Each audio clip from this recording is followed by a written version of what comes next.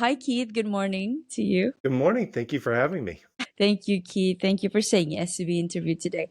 As a formal introduction, my name is Nicolette. I am the creator for the podcast titled You're Worthless. Read that again, the juxtaposition of your very soul. Now, I know we had to reschedule a couple of times, and I would like to extend my gratitude for making it this time around. And thanks to technology, we're here right now. That's right. I'm really happy to be here.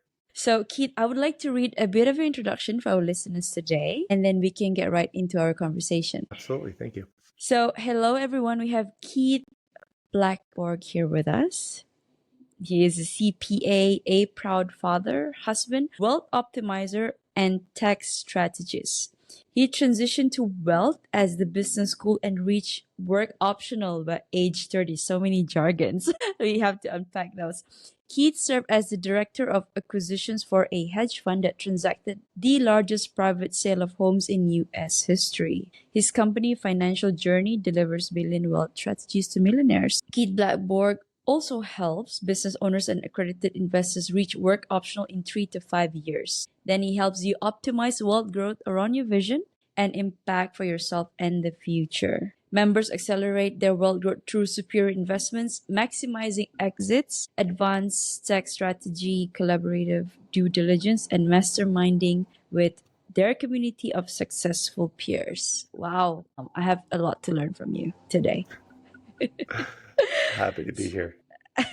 So, Keith, before we get down to the nitty gritty of things, can you share with us what was it like growing up as a Keith Blackborg? I grew up in a middle class household. My mom was a teacher, and my father still sells insurance, nothing fancy. And I was kind of taught that employment was the way to go. But I've always had an interest in business. Even in the fourth grade, I dressed up in a little suit for what you want to be when you grow up.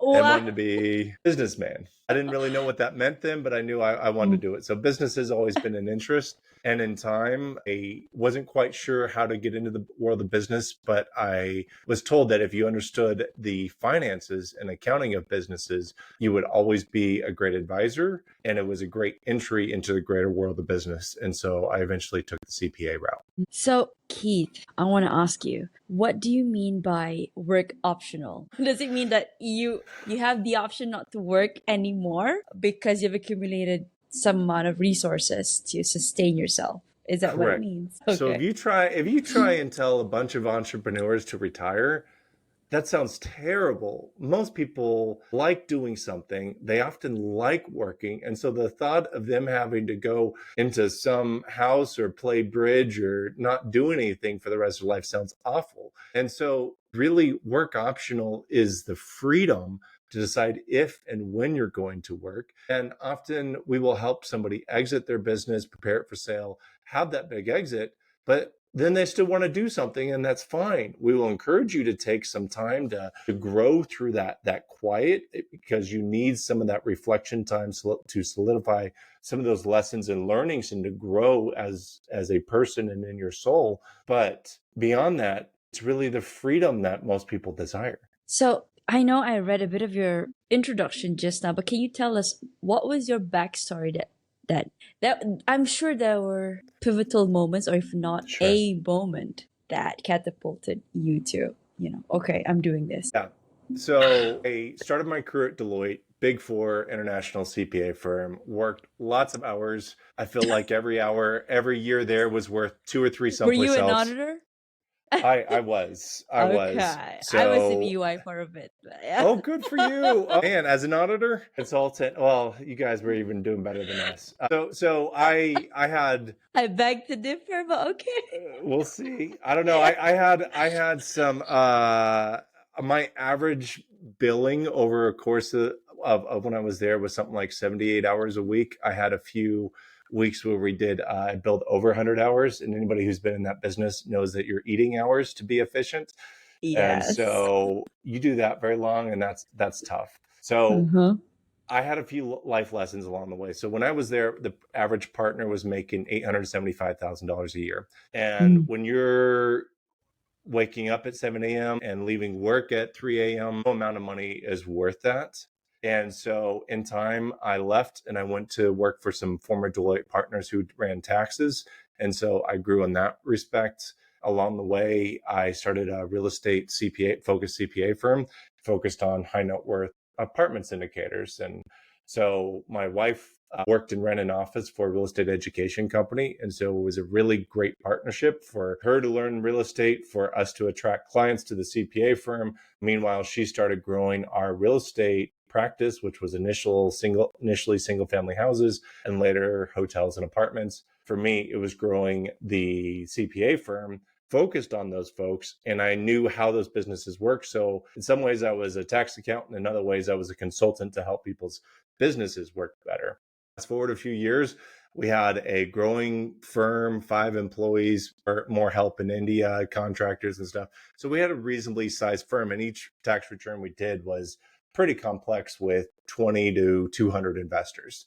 And so I felt important. I felt like I was good at what I did, but I could never get away. If I went on vacation and somebody needed help closing a 8 or 9 figure transaction, I felt like I had to be there. Yeah. So absolutely, I got the call. And so ultimately there had to be a decision to be made. And the path I was on was going to make me wealthier and wealthier. But there was a divorce being considered and I could not get away with it. So I had a decision to make. Either I could go down the path, make more money, get the divorce and have all sorts of financial success. In the end, I ended up selling the CPA firm. We exited out of real estate. I'm sure it cost me a ton of additional upside, but we'd already made some significant money. And it was also 2016. I thought real estate only went in 7-year cycles, or that's what we thought at the time. I was wrong. But we ended up selling and traveling the world for the next 3 years. But you saved your marriage, so I did. So no, yeah, not even a regret. Yeah. Exactly. So 3 years later, we got the best souvenir we could have out of our travels. That was our firstborn son. And so now we've got a 5-year-old, 2-year-old. They're so much more fun than just putting hours into a CPA firm. 2019, I was like, what do I want to do next? If I want to make as much money as possible, I think commercial real estate syndication is a great way to make a lot of money, or start in private equity. For me, though, I saw the freedom and the joy it brought for me. And I chose financial journey as a lifestyle business. I actually like talking wealth. I like talking taxes. And I want others to have that same kind of freedom and be able to escape some of the monotony of work. And we do it in a way that is fun, that people actually like enjoying the journey. And so while we talk wealth and taxes, we also will go on a family vacation to a beach somewhere, go mountain escape or skiing. There's different neat adventures that we just put into it that are optional parts of being in the community. Well, that sounds so fun. But I'm pretty sure there were ups and downs in your journey. Yeah. But I mean, now that you're on the other side, I'm pretty sure you must be very proud of yourself. I feel humbled and blessed to be where I am. I realize there's still a lot to learn. I have definitely learned a lot. The more you realize there's even more to learn. So I get to work with some really neat people, from people who are more starting off in their journey that are still accredited investors, but are really wanting to know how to start, to some people who are in that high 8-9 figure range worth. And they bring some really interesting strategies and advice that it's a great relationship, because I learn a lot, but I also know some things that really help them get further. And so having all those people together in a community really helps everybody grow that much faster. Wow. Thank you so much. I am learning so much from you right now. Now, okay, Keith, the question, I think we did touch on this a bit just now, some of the points, but how can business owners reach work optional in 3 to 5 years? Yeah. Usually most people we start with already have some sort of equity in something, whether that's in a business, in real estate, or they've grown some passive investments over time. And often what we're doing is just how to optimize those existing assets. So when you own a business, for example, some people at some point they get burnt out and they just want to sell. Our job is to catch you 3 to 5 years ahead of time. And we want to talk about what do the financials need to be, what are your standard operating procedures need to be, what are your team, your contract, what are all the things that we need to look at to optimize that business for sale. And often we can take something that is either unsellable or worth just a little bit and make it worth 3 to 10 times more with just a little effort ahead of time. So along the way, you likely come in, you've got some cash to invest. You're learning how to invest that cash when the money is small, and you're seeing real results. And that way, when you get your big exit, which could be 1 million, 10 million, 100 million, then you've already learned some lessons along the way to feel more confident in the way you're going to invest that later. So the people that they're coming to you, typically, what's the audience, the demographic? I'm The curious. oddest demographic? The audience, the Oh, the demographic. audience demo. So everyone is an accredited investor, meaning $1 million net worth, or you're making $200,000 to $300,000 depending on your marital status. And usually they're a business owner, real estate investor with a rental portfolio, or they're in commercial real estate, or they're a high income earner. So we've got doctors, lawyers, other professionals who have done well and now want to optimize that and invest that well into self-directed investments. Interesting. Okay. Now, how does one find investments with asymmetrical risk? So things with asymmetrical risk, meaning there's a high upside and low Mhm. downside. For me, it starts with value, finding something that you can buy at a discount, and or creating value. So some of the people we've invested with have been turning like hotels into apartments, taking hotels, which recently have been a distressed asset, and turning it into a more profitable asset, or office buildings, which are currently distressed, changing the nature of those, which could be into apartments, of maybe a mixture of retail. I've known there's some people that we've invested with that have taken large office buildings and they've split it up, where they've got their office condos, their residential condos, and retail on the bottom floor. And that's ways to create value. Sometimes in stocks, there's certain members of our community that love doing the deep dive due diligence on stocks. And sometimes they share that feedback with others. That could also be a business. Some members have bought businesses, or sometimes if you already own a business, that is understanding that you just need to invest more in your own business. So there is no one size fits all strategy for us. We are looking at what are your individual skills, financial resources, your relationships, and then charting a path from the things that you like to work with to work optional.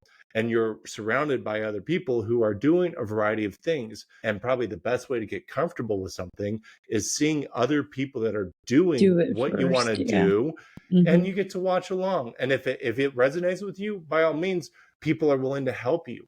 If it doesn't, you can pick something else, but you get to see a lot of different things in one places, which is one of the reasons why I think college, pros and cons, but college, one of the great things is you get to meet a bunch of students who have a bunch of different majors, and you get to see what they like or don't like, which is why so many college students choose to switch the major at least once, because they see something that's better. And so we really want to provide an environment for people to learn and to see what's working for others and be able to apply it to their own journey. You got me curious there when you said seeing other people taking that pot, and then you, after doing your, having your calculated risk and whatnot. What is your take on being the trailblazer of something? Be it Ooh. investments or starting something new, I don't know, from scratch. So if you're the trailblazer, there's enormous risk because you're the first one to do it. On the other hand, if you're trailblazing in an industry that you already have some significant experience with, or you know that niche, then you may very well be the right one to blaze that new trail. And so it depends on where you're at. I think one of the biggest mistakes people make is they're switching, doing a new activity every few years, like serial entrepreneurs. If they focused on one thing for a long period of time and they optimized it and reiterated and got better and better, they'd probably get much further faster. Now, somebody who has been in a significant industry and focused and spent 30, 40, 50 years, which is what I'm planning on doing with Financial Journey, you just keep getting better and better over time. Now, there might be something new I try, but it's from my personal experience of where I've seen results. that will help me build that out. And in some ways, I feel like I am a trailblazer in the self-directed space, because I don't know of anybody who's really teaching how to self-direct investments like we're doing, and not taking like a cut of all the investments you make. There's not as much money in it, but there's a much higher impact and results in it for both the members and for myself. And so the goal, once again, is not just to maximize money, it's to maximize results for our members. Thank you for sharing your thoughts. I love that. Okay. What unique and advanced tax strategies could the audience here today take advantage of? There's a bunch of them. An interesting one. Let me ask you, is most of your audience international or US based? Yeah, US and Malaysia. US and Malaysia. So some retirement account strategies might make a difference. Okay. Yeah. I'm less familiar with the Malaysian tax system, Yes, so I'm gonna focus in on yeah. some unique ones here for our members. So here's something almost everybody could take advantage of, but almost nobody has heard of: discounted rollovers. Probably doesn't even ring any bell, but you've probably heard of retirement account, like an IRA or 401k. Probably know a traditional pre-tax fund versus a Roth post-tax fund. What the strategy is: moving money, rolling money from a traditional retirement account to a Roth retirement account at a significant discount, typically 20 to 80%. How does that work? So let's say you put $100,000 from a traditional account into a apartment complex. That apartment complex, right after you buy it, we're kicking out some non-performing tenants. We're doing a major rehab. And so the drop in that apartment complex, that income is going to drop, at least temporarily. Apartments are loosely based on the net operating income of that apartment complex. So if that NOI drops from $80,000 down to $40,000 a year or month, and the value has dropped roughly in half, I'm oversimplifying for the example, then your initial investment of $100,000 is temporarily worth $50,000. We get an independent valuation done, and we get that rolled over, the asset, not the cash, from the traditional account to the Roth account at $50,000.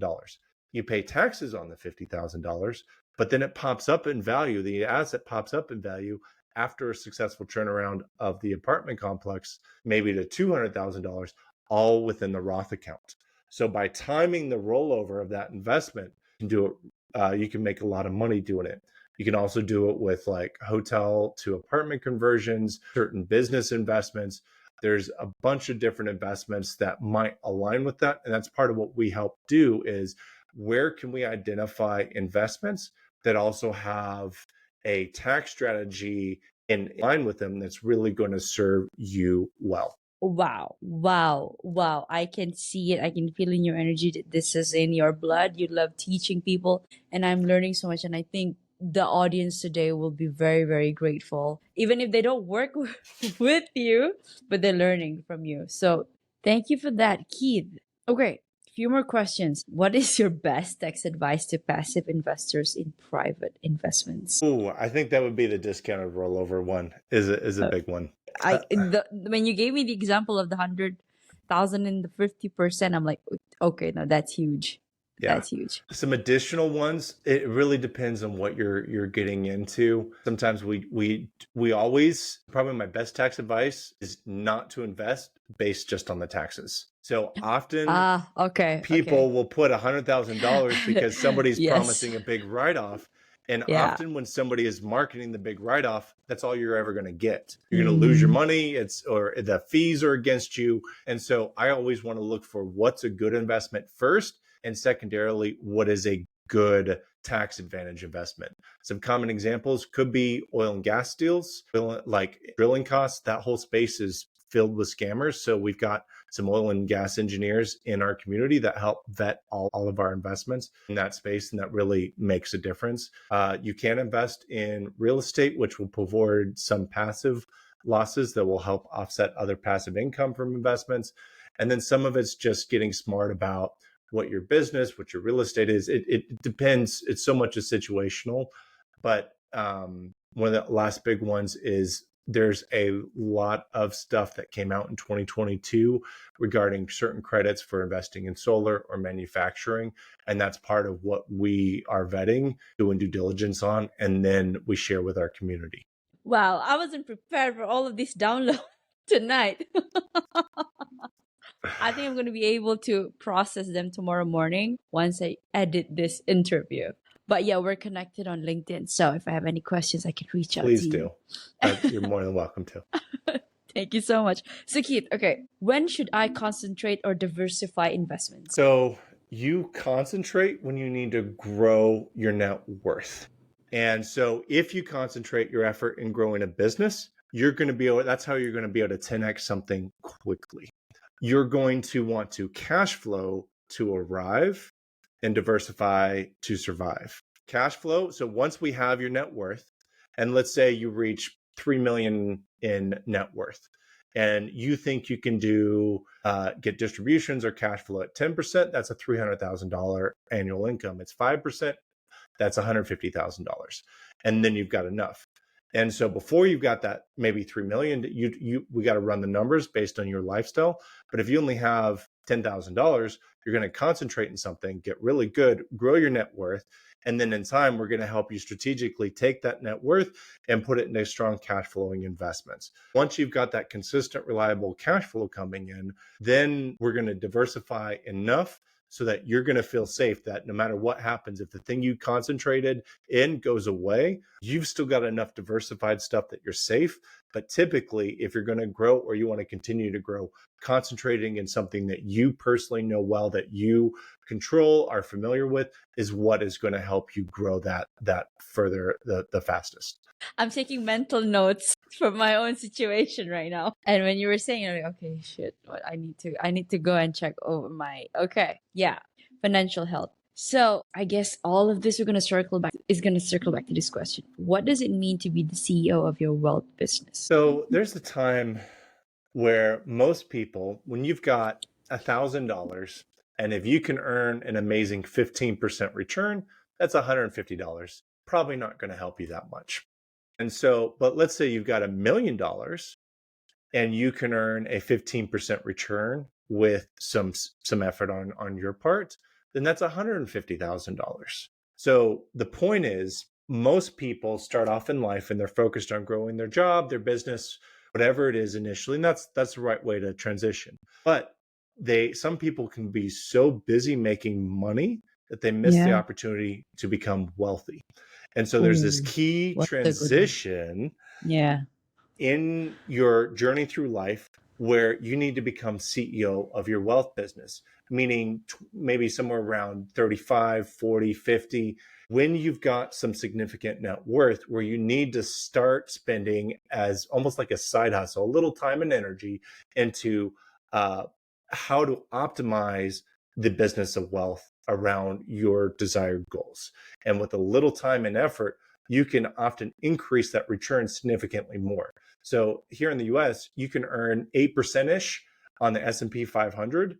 And if you just want to be completely passive, by all means, do that. If you want to get closer to 12, 15%, as many of our members, or sometimes more, then it's going to take a little bit of effort, but it's very doable. But with that little bit of effort, if you've got significant net worth, that can yield, in many cases, significantly higher results than you continuing to spend time on your day job or your business. Okay, when you were explaining, I was like, okay, I may have made a mistake here. And then now you're just explaining it, I was like, shoot, I should have done this and should have done that. Okay, but it's never too late, I guess. It's never too late. It's never too late. I know better right now at this moment. Yes. The best time to start is when you're a baby, because that's when you've got the power of compounding. But the next best time after that is today. That's right.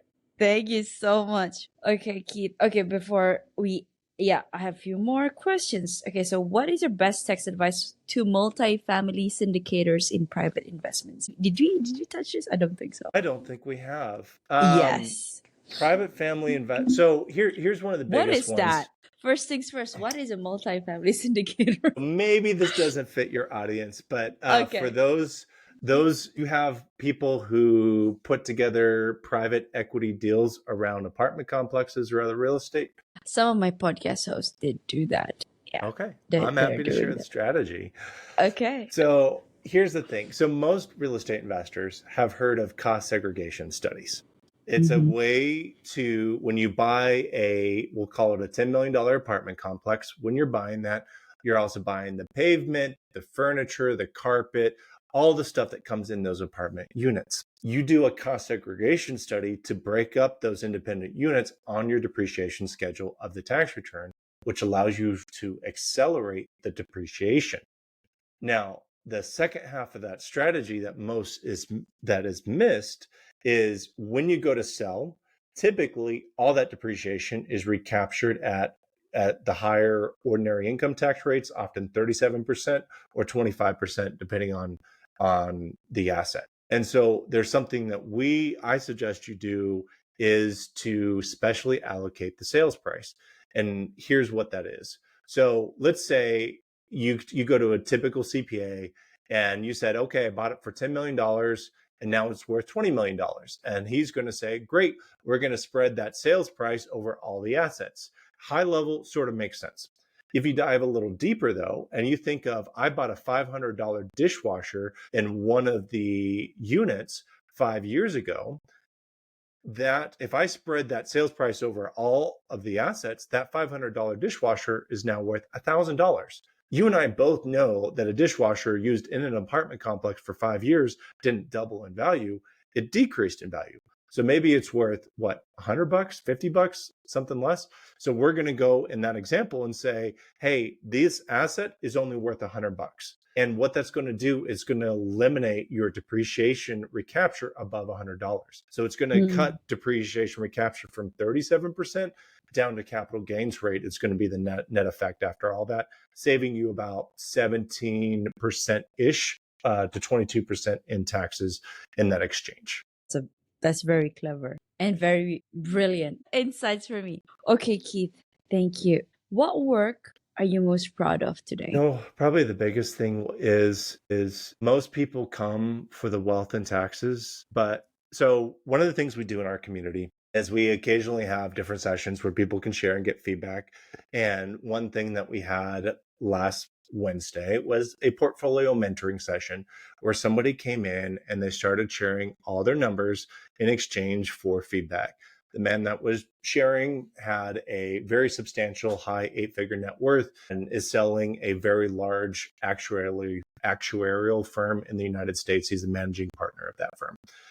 And in that process of him sharing his numbers and getting feedback from other successful peers, what really came up though was a relationship with his daughters. He mentioned he was a divorced dad, and so he was looking at a new relationship. And so really it was the discussion of money between family, and there was a bigger impact beyond the dollars. At some point, he's like, he didn't really care about the money. Yes, it helps him, it's a tool, but he realizes he's not going to be here forever. So there's this point and lesson that we were making and he was learning was we all want to enjoy the journey because the destination is the same for all of us. We can't take it with us. And so what really ended up happening on that call Emotional. was the community coming around him and saying, hey, this is how I've had conversations with my daughters, or I've remarried, and this is some of the ways I've had that discussion. And there ended up being a much greater help that was much deeper than any discussion of money could have ever been. That's what I think the power of the community is,